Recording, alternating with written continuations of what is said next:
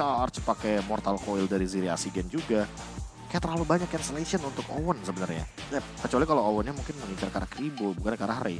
Aku mikir tadinya sebenarnya Kufra Jungle juga oke-oke aja buat diambil. Cuma Fredrin ya udah template yang paling bagus buat kita pick ya kan kalau kita ngomongin soal ranked sekarang kayak bahkan beberapa kali Fredrin di rank aja di ban gitu loh.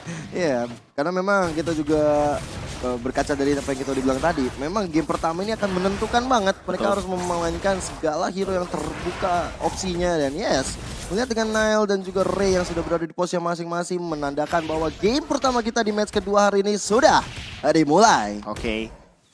Dari match yang pertama kita sudah berkaca bahwa game 2-0 bukanlah hal yang mustahil untuk sekarang.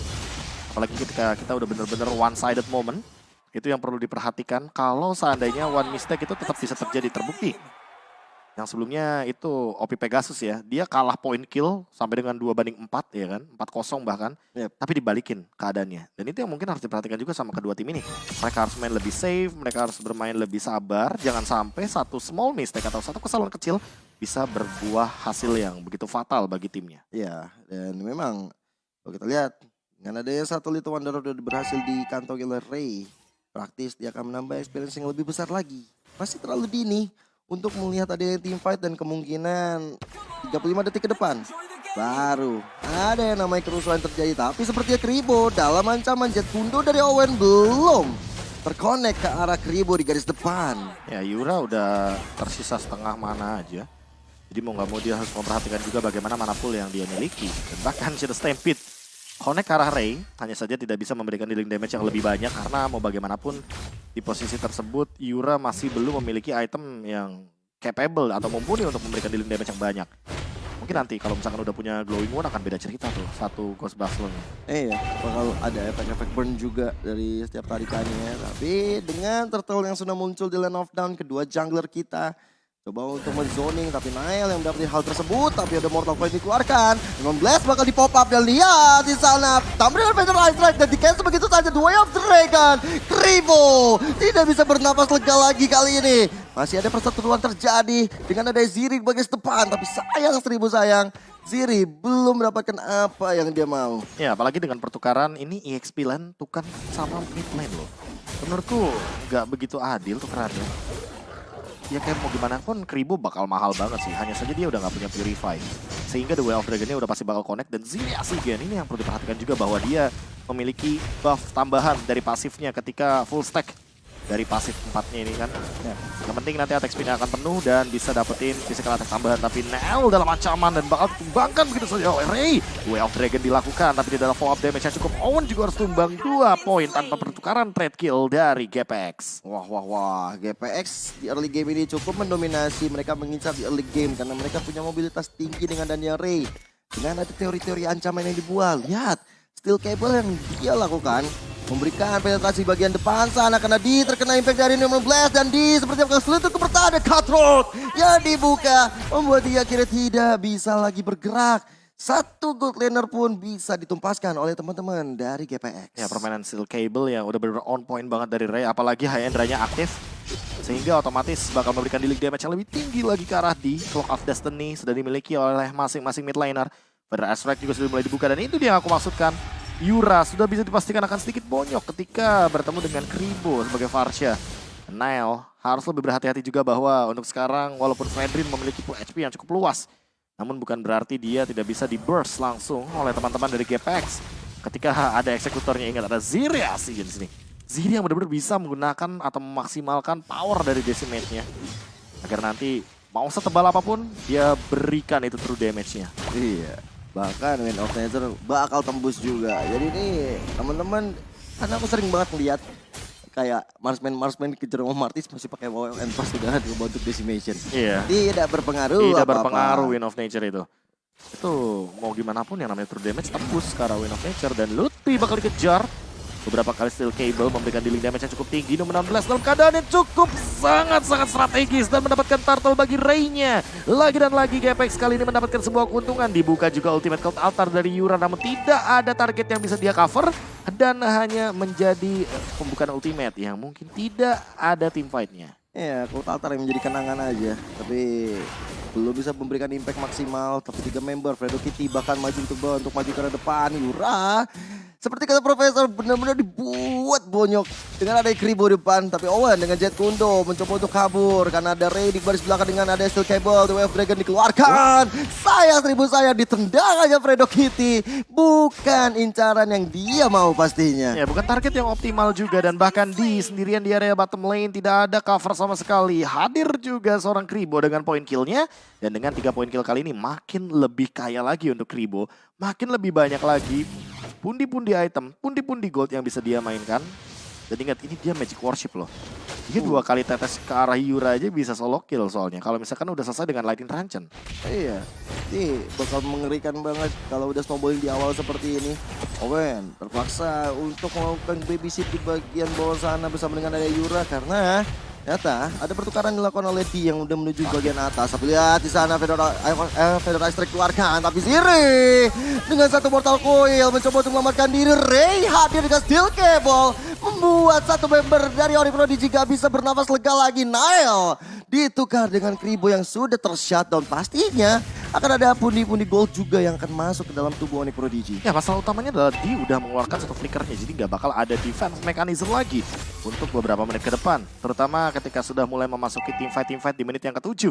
Karena kita tahu sendiri untuk flicker dia 2 menit. Dan di sisi top lane Lutpi out of nowhere ternyata memenangkan bagaimana match up objektif yang penting sekali. Ketika Ziri sendiri tidak bisa melakukan defense karena dia dalam keadaan yang tertekan sekali. Ada 3 pemain di depan sana. Ya, tapi dengan pertukaran posisi yang dilakukan oleh D, dia berhasil menghancurkan 1 outer turret. Sedangkan Watt yang dari tadi di GB bahkan membuat dari D tumbang 2 kali. Kali ini belum bisa mendapatkan 1 point kill. Tapi kali ini dengan turtle yang sudah di reset, memancing keributan kembali. Owen terus mengejar ke arah Kribo. Coba untuk gagal tapi Fredo Kitty. Energy Eruption dikeluarkan oleh sosok Nile membuat dia tidak bisa lagi bergerak dan akhirnya untuk turtle yang terakhir bakal coba untuk diamankan kah? Tapi Ray yang tiba-tiba hadir. Ya ini dia. Akan ada adu Retribution di depan. Tapi dengan ada Steel Cable dan itu dia. Retri dari Nile masih lebih on point daripada Ray. Mau gimana pun dalam keadaan tersebut ya pasti sih bakal lebih diunggulkan untuk dari Nile-nya sendiri karena dia udah sempat melihat bagaimana Steel Cable yang muncul tiba-tiba dan dengan Retribution yang digunakan untuk saat ini Ray harus lebih berhati-hati karena ada invasi jungle. Domain 16 digunakan, Nile Energy Eruption meng-cancel semua 1 pergerakan dari Fredo Kitty. Fredo Kitty mungkin akan terjebak di depan sana karena Dash pun sudah digunakan namun ternyata Watt melakukan takedown solo kill terhadap Yura dan harus ditukarkan oleh Lutpi sebagai ganjarannya. Wah. Perawat ternyata tidak bisa bertahan lebih lama lagi setelah ada gangguan yang diberikan oleh Lutfi. Kembali ke posisinya di bagian bawah, coba untuk mengejar karena Ray. Dan memang membuat dari Ray yang kali ini nggak punya purple buff. Dicuri begitu saja bakal makin kesulitan lagi. Fredo Kitty mencoba untuk lari dan pengejaran yang dibuat Owe di depan sana setelah ada konsil yang dibuka. Dan Onyx Prodigy sepertinya udah mendapatkan ritme permainan lagi, Prof. Ya, tempo permainannya langsung tiba-tiba berubah ketika Turtle tidak didapatkan oleh teman-teman dari GPX dan udah keluar Retribution dari Ray-nya. Ditambah purple buff-nya langsung dirusuhin, langsung diinvasi jungle-nya habis-habisan. Dan itu yang paling mengejutkan adalah ketika Fredo Kitty-nya connect Energy Eruption di ujung lingkarannya. Jadi benar-benar langsung nge-cancel pergerakan daripada satu sosok Lolita yang memang sudah setup sedari tadi. Well Dragon connect, Fredo Kitty sendirian, burst damage yang begitu tinggi, nomor 16 coba untuk digelontarkan tapi ternyata masih connect. Di depan sana Yura mencoba untuk menyelamatkan kawanan-kawanan dari Onyx Prodigy dan untuk Kribo, dia bakal dikejar oleh Lutfi, stacknya hilang, Purify digunakan tapi tidak ada korban jiwa. Pertukaran ultimate 2-1. Iya. Dan ini akan menjadi informasi yang menarik banget untuk teman-teman GPS. Mereka coba untuk meng-clear di area tengah terlebih dahulu karena invasi dilakukan oleh Onyx Prodigy nggak berhenti-henti. Bahkan untuk purple buff ya Ray dalam ancaman. Dari Mortal Coil Ziri mencoba untuk memancing supaya dari Ray yang bisa dapetin ke arah. 1 purple buff tapi gak bisa. Benar Ice Strike di area tepat. Luffy dia dalam ancaman memilih untuk mundur karena belakang yang 16 yang dibuka. Belum kena kepada siapa-siapa. Ya santai bro, santai. Kalau kata Kribo dengan stikernya namun kali ini gak bisa santai dalam keadaan Nile mendapatkan 2 kali purple buff-nya dari Ray. Sehingga Fanny-nya gak bakal bisa maksimal, gak bakal bisa melakukan teamfight. Namun untuk saat ini Lord sudah mulai diinvasi. Retribution sedang cooldown dan Ray sudah mulai hadir. Ingat levelnya masih under. ketinggalan satu level, namun EXP-nya sesaat lagi akan menuju ke angka level 12. Lutfi udah nggak punya lagi split-split. Lutfi dalam ancaman, mencoba untuk mundur terlebih dahulu, masih bisa flicker ke arah belakang. Jump in daripada Nile yang mencoba untuk energi eruption, mendapatkan satu tapi belum ada follow up. Nomor 8 pemain baru digunakan, Federal Strike yang menuju kepada D-nya tumbang, dan bahkan 16 yang connect ke arah depan. D-nya tumbang, Nile-nya hilang, Owen juga harus menyusul ketertinggalan tersebut. GPX tidak kehilangan satu member pun. Wow, El Momento dibalikan kembali oleh teman-teman dari GPX. Bahkan satu outer turret yang berhasil dijebolkan oleh Ziri Azigen. Coba untuk mengambil peruntungan lagi. Mengambil objektif yang lain, yang itu di area Lord. Lord yang pertama yang sedari tadi, Onyx Prodigy sudah standby. Tapi kesalahan kecil membuahkan hasil yang besar untuk GPX. Ya, itu benar-benar berdempetan ya dari Cloud Altar-nya. Dan kali ini Kribo mencoba untuk mengambil satu buah purple buff dan berhasil nampaknya. Langsung disengage juga dari Fredo Cutie. Kelas kalau kata stiker dari Fredo Cutie. Kelas di kelasnya. Itu dia, Fredo Cutie mencoba untuk memimpin rekan-rekannya maju, memberikan informasi bersama dengan Ziri. Dua frontliner dari GPX bakal siap untuk memberikan badan, terutama dengan adanya nanti Mortal Coil yang akan dibuka. Ini akan mengganggu strategi ataupun kebersamaan yang ada di landing phase-nya Onyx Prodigy. Federal Strike-nya connect, D-nya langsung setengah darah, apalagi terbakar dengan Magic Worship. Ini bakal jadi sebuah malapetaka bagi Onyx Prodigy. Namun tidak sampai dalam inner turret, sepertinya sudah di stop begitu saja. Lord-nya jadi Lord Giveaway. Lord Giveaway. Syarat dan ketentuan berlaku. Dan ini dia, untuk Onyx Prodigy, mereka cukup lumayan struggle. Nile coba untuk dikejar dengan ada steel cable dari Ray. Mengincar di area belakang. Owen yang menjadi target operasi dari Ziri. Cuman ada Kribo dan juga Ray. Fedor Ice Strike baru mulai dibuka. Yura sendiri mencoba untuk mengcover area terakhir, tapi seperti nggak bisa karena inner turret ya di bagian bawah berhasil dirontokkan. Satu Ashura Aura melihat di area rumputan ternyata ada Owen, bahkan satu rumput antara Fredo Cutie juga Owen di depan sana. Pastinya akan coba untuk dilakukan follow up, tapi hati-hati di area belakang. Di sudah hadir. Kalau dia bisa free hit, momentum untuk Onyx Prodigy bisa kembali. Tapi udah ada satu steel cable ke arah belakang sana. Kafro dibuka. Owen memilih untuk mundur. 18 coba untuk di pop up. Mencoba untuk mendapatkan diri di Cold Altar di waktu yang tepat. Menunggu sampai ada Federasi yang dikeluarkan. Dan itu bagus banget. Dan akhirnya Onyx Prodigy mengambil inisiatif serangan. Way of Dragon ke arah belakang. Itu dia. Fredo Cutie tidak bisa selamat dari sergapan yang dilakukan oleh anak-anak Onyx Prodigy. Oke, turning point lagi dari teman-teman Onyx Prodigy. Mereka melakukan skenario team fight yang sangat luar biasa. Dan untuk saat ini GPX mungkin harus lebih berhati-hati. Karena satu momen kesalahan fatal ketika follow up-nya tidak cukup ke arah D, ternyata bisa dibalikan keadaannya. Dan buat sekarang gue suka banget jujur. Sama itemnya D, dia bikin silent rope. Dia modal satu item dari awal ya. Dia bikin clock, abis itu dia langsung bikin silent rope. Dan dia belum jadiin Athena Shield-nya. Kenapa? Karena dia butuh banget setidaknya beberapa pundi-pundi magic defense agar tidak terburst langsung sama Kribo. Ya. Ini Kribo sebenarnya damage-nya udah sakit banget sebenarnya. Karena mau bagaimanapun di tadi aja udah setengah darah tersisa. Tapi dengan efek dari Magic Worship-nya inilah yang mungkin membuat Kribo powerful banget. Tapi kalau udah Athena Shield, mungkin power tersebut agak sedikit sirna.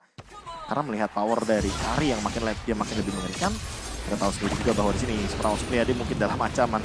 Mau bagaimanapun dia butuh banget Win of Nature. Ya. Walaupun lawannya true damage. Oke, Strike. Strike udah mulai coba untuk dibuka. Owen masuk ke dalam perangkat tersebut, tapi udah ada Cold Altar. Demon Blade coba untuk di-pop up dan Owen menjadi korban pertama yang tumbang di pertempuran barusan. Onyx Prodigy dengan kehilangan satu membernya memilih untuk mundur bersama-sama. Nggak mau terlalu gegabah, tapi lihat Nile memancing keributan.